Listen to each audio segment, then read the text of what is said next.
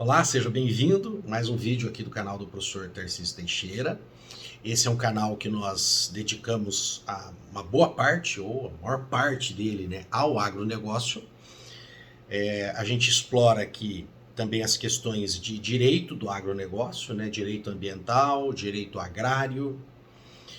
E nós estamos fazendo agora uma playlist, tá, sobre fundamentos do agronegócio, que inclusive é uma disciplina que eu leciono na graduação de gestão do agronegócio. E a gente está utilizando como roteiro o livro do Macilon Araújo, Fundamentos do Agronegócio. E nós chegamos no tópico que ele fala de treinamento. Porém, nesse tópico especificamente, nós vamos fazer uma distinção, tá, da forma que é abordado no livro do Macilon. Ele foca mais em treinamento. Mas nós vamos fazer aqui uma distinção entre treinamento e educação ou formação do profissional do agronegócio. Bom, primeiro, vamos distinguir. Treinamento. Treinamento se refere mais às questões operacionais. Quando você já decidiu o que você quer fazer, você já está inclusive executando, às vezes tem uma troca de uma rotina ali, ou troca um funcionário dentro dessa rotina. Então são feitos os treinamentos. Então essa questão operacional, fazer aquilo bem feito e com segurança. Quando a gente pensa naquelas três palavrinhas, muito importantes na gestão, que é eficiência, eficácia e efetividade, nós podemos alocar essa questão do treinamento mais com eficiência e com eficácia. Isso significa que nós vamos utilizar bem os insumos, sementes, agrotóxicos, fertilizantes, o combustível, as máquinas, de uma forma que você vai aproveitar o máximo possível desses recursos. E na questão da efetividade, da eficácia, aliás, você vai entregar aquilo. Você vai plantar no período certo, colher, transportar, comercializar no período certo. Ou também processar aquilo. Já a questão da efetividade, que se refere ao impacto que isso promove na sociedade, aí nós podemos pensar que é mais uma função da formação, da educação do profissional do agronegócio. Porque está se referindo mais à questão das decisões estratégicas. Bom, e o que é importante a gente abordar nessa questão da educação, da formação do profissional do agronegócio? Primeiro que nós temos que pensar, fazer uma distinção aqui por áreas. Tá? Eu costumo fazer uma distinção assim com os alunos. Você tem aquelas áreas técnicas, sociais e éticas. Então, o que são as questões técnicas? Você pode distinguir aquelas questões técnicas mais básicas, como, por exemplo, matemática, estatística. Tá? Podemos pensar na fisiologia também, quando você trabalha mais com a parte de produção, tá? A parte de química dos solos. E você também tem aquelas questões técnicas mais aplicadas. Você vai, por exemplo, para uma microeconomia, a produção já específica, a produção de soja, a produção do milho, a fitopatologia, a questão de gestão de pessoas, gestão logística. Então essas são ciências mais técnicas, que te preparam então para as decisões estratégicas. No âmbito mais das sociais, a gente pode colocar aqui a própria sociologia, que é entender o funcionamento da sociedade, as questões culturais, como que as pessoas se comportam, até porque o próprio país é um país gigantesco, é um país continental, então ele tem culturas diferentes, e no agronegócio você vai se relacionar com essas culturas diferentes. No caso, quando você é um gestor, por exemplo, preparado, estudado aqui no sul, no Paraná, e você vai fazer uma gestão na Bahia, no Nordeste, você tem que entender as questões culturais. Mas vai além disso, porque nós somos grandes exportadores. Então nós temos que entender também as questões históricas, culturais daquele povo. Deixa eu dar um exemplo para vocês.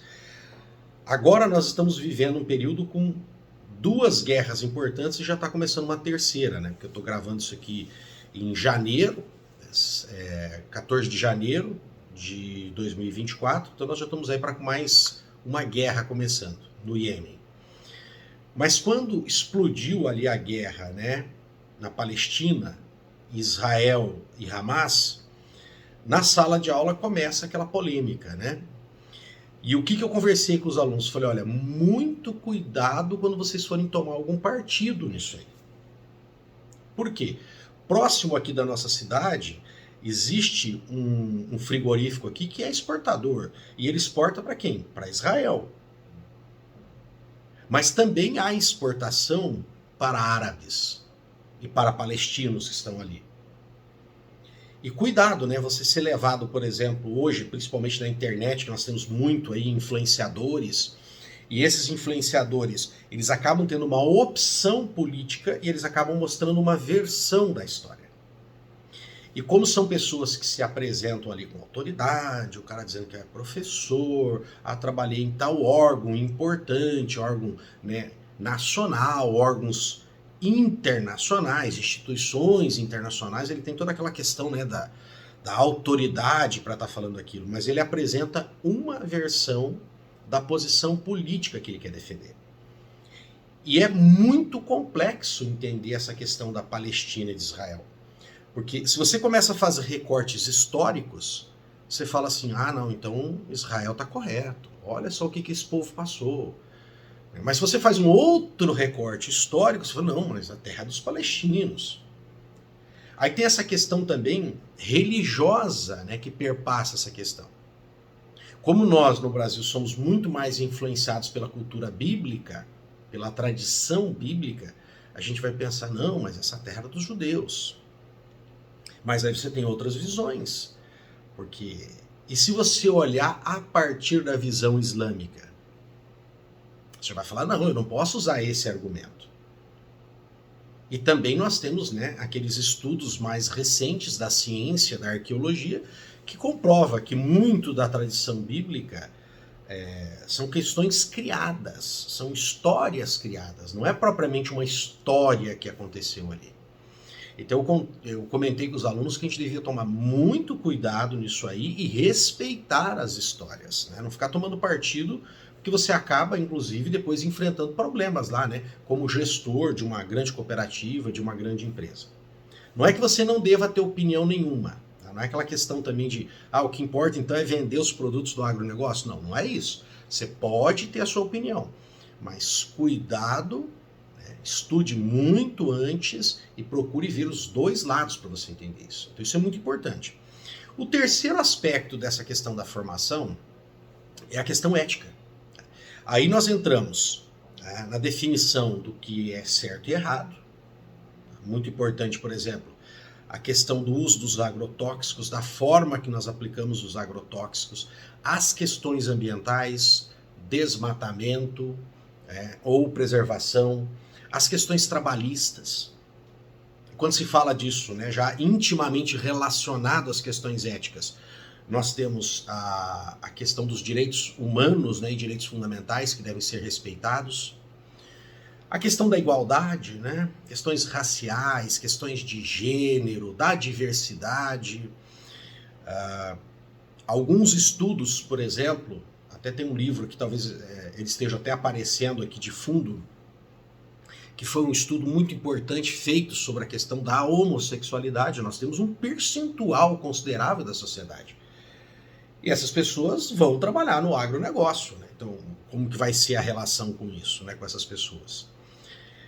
E lembrando, né, o pessoal fala muito dessa questão da diversidade, né, das opções de gênero, aí, que a gente tem que respeitar essa diversidade, meramente como, né, a expressão do lacrar, isso é só uma posição de comunista e tal. Não é isso, gente. As grandes empresas tomam essas atitudes porque dão lucro. Nós estamos falando de um considerável percentual da sociedade. E essas pessoas compram tecido, compram comida, criam seus pequenos animais. Essas pessoas vão ser, né, gestores, inclusive, vão ser os fazendeiros, os pecuaristas. Essas pessoas também estão aí na sociedade. Então a gente tem que pensar também como que nós vamos nos relacionar dentro de todo esse universo. E aí entra essa questão dos direitos humanos, da igualdade, do respeito por todos. Tá? Então o profissional do agronegócio, ele também vai ter que ter essa formação. Ali eu falei para vocês das questões técnicas, né? Das questões mais sociais e das questões éticas. Mas também lá ali nas questões sociais, importante a questão, né, da macroeconomia ou política econômica.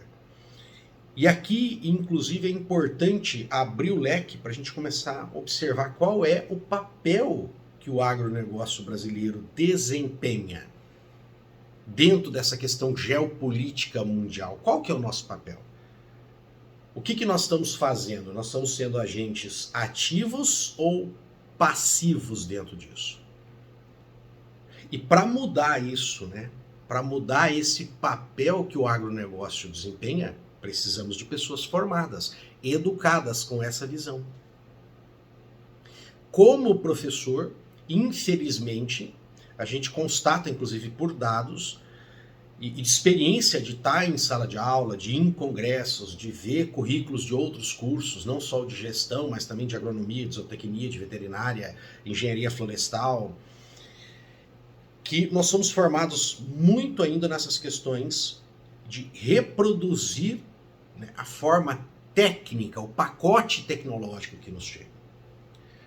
Nós não estamos educando os profissionais para que eles possam nos guiar como os futuros líderes do setor e futuros líderes políticos para termos um novo espaço, e um espaço muito maior dentro desse agronegócio, né, do Brasil para o mundo. Nós ainda estamos muito focados aí nessa questão, né, um compartimento que é ser produtor de commodity que exporta e importa recursos para fazer essa produção. Então nós importamos praticamente todos os agrotóxicos que nós utilizamos, nós importamos todas as máquinas que nós utilizamos, um pouquinho do que estava se desenvolvendo, que seriam os implementos agrícolas, as grandes empresas, né, que se reduzem aí a 4 grandes empresas de máquinas atuando no Brasil, estão comprando essas empresas brasileiras e agregando, né, ao seu portfólio, inclusive depois acaba eliminando outras empresas menores. Então a gente focou muito nisso, né, se tornar um agroexportador. E nós não exploramos a própria questão da indústria, né, que abastece esse agronegócio. Que nós poderíamos ter pelo menos uma parte, uma fatia dessa indústria aqui dentro do Brasil. E esse dinheiro do agronegócio não ia ser exportado. Porque uma ideia errada que se tem, tá, gente, é essa questão da balança comercial, né, do agronegócio. Porque a gente importa tanto, um pouquinho aqui, né, que a gente importa e exporta muito. Mas boa parte desses recursos, né, do custo efetivo ali de produção, ele não fica com empresas brasileiras. Ele fica com empresas estrangeiras. Algumas têm, lógico, sede aqui no Brasil. Mas boa parte, então, desse dinheiro que é captado com a exportação de grãos acaba indo para outros países depois, que são esses que detêm essas máquinas, né, essa tecnologia, essas marcas. Então a gente tem que tomar muito cuidado com isso e temos que ter um movimento para ocupar mais esses espaços. Outra questão também é que a gente fica numa posição de fragilidade, né? Então, pegando outro exemplo concreto agora, essa questão das mudanças climáticas ou dessa crise climática que o Mato Grosso, a região centro-oeste, está atravessando. Boa parte dos produtores do centro-oeste trabalham com áreas muito grandes, né, são produtores grandes, são grandes conglomerados, inclusive, e com isso eles não se utilizam de seguro agrícola, até porque a região ali do Cerrado, ela tem solos que não são muito férteis, mas elas têm uma estabilidade climática. Então chegou aquele período de chuva, tem chuva. Agora, vem uma crise como essa, o que está acontecendo? Esse pessoal não tem seguro, então eles vão se endividar. E por que eles vão se endividar por 4 a 5 anos agora? Porque a margem a rentabilidade do agricultor ali, tá, gente? Ela é muito pequenininha. Ele produz muito, porém o custo tecnológico dele também é elevadíssimo, esse pacote tecnológico dessas empresas estrangeiras, inclusive. E isso aqui não vai baixar. E para piorar a situação, nós tivemos a formação de um estoque enorme de soja, né, para os grandes consumidores estocaram, a China, por exemplo, e isso fez o quê? O preço cair. Então você imagina agora, né, você está produzindo pouco, com custo elevadíssimo de produção, até isso, né, oriundo do problema da guerra, né, Rússia-Ucrânia, e nós temos uma crise climática agora que vai cair muito a produtividade. É o cenário perfeito para ter todo esse problema socioeconômico que nós vamos ter ali na região centro-oeste e vai refletir isso no Brasil. Detalhe, esse seguro, boa parte dele, do seguro agrícola, é estruturado com recursos estatais. Como que está o Estado? Fragilizado. O Tesouro Nacional não tem recursos para isso. Por uma questão que eu já expliquei, inclusive, diversas vezes eu comento isso aqui em vídeos e comento em sala de aula com os alunos. O que acontece, né? Se você fizer um círculo, eu costumo fazer um círculo lá no quadro, mostrar, falar assim, ó, isso aqui é a economia do Brasil. Aí eu faço um círculo interno ocupando boa parte desse ciclo da economia do Brasil. Falo, essa é a economia do agronegócio. Então, a economia do agronegócio representa uma boa parte da economia brasileira. Consequentemente, quando essa economia tem um problema como esse agora, dessa crise climática, queda de preço, aumento do custo de produção, não tem como o restante da economia socorrer. Ela não tem gordura para isso. Ela não tem recursos para isso. Então, o que nós tínhamos que ter feito? Nós tínhamos que ter aproveitado esses recursos, principalmente lá, né, nos primeiros 2 governos do Lula, e aumentado essa economia. Por exemplo, né, investindo em tecnologia, empresas, né, de pesquisa, universidades, estímulo a pequenas empresas para que crescessem, empresas de tecnologia, de bioprodutos, para que nós aumentássemos essa economia industrializada, tecnológica, que forneceria para o agronegócio.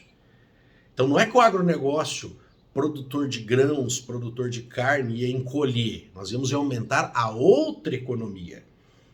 E, consequentemente, nós poderíamos ter aí recursos para essas questões emergenciais. E, de qualquer forma, também, nós vamos ter que investir em estudar sobre crise climática, porque é provável que essa crise climática não vai passar, ela pode até se agravar. Não dá para ficar contando com isso. Respeito muito as pessoas, né, que têm a sua fé, a sua espiritualidade, mas não adianta a gente ficar com a Bíblia na mão, o terço na mão e a gente também não fazer nada. Nós precisamos investir em pesquisa, em tecnologia, para ver como que nós vamos lidar com isso. Então nós estamos vivendo um caso, um momento muito sério, né? Temos esse caso específico aí agora, desse momento que a região centro-oeste está vivendo, e eu espero que ele sirva de alerta, né, para o tipo de formação e de educação que nós estamos dando para os nossos profissionais.